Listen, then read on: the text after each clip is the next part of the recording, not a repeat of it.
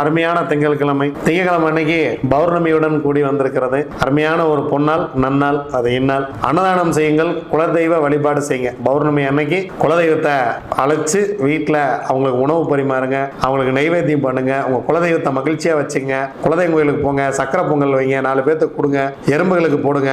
1 kilo பச்சரிசி, 1 kilo கரும்பு சக்கரை, 1 கிலோ கோதுமை ரவை, இந்த 3ஐயும் கலந்து கொண்டே கோயிலில் கொண்டே வச்சு எறும்புகளுக்கு கோயிலில் நைவேத்தியம் பண்ணிட்டு எறும்புகளுக்கு 2 கையாலையும் அள்ளி தானமா போட்டு வாங்க.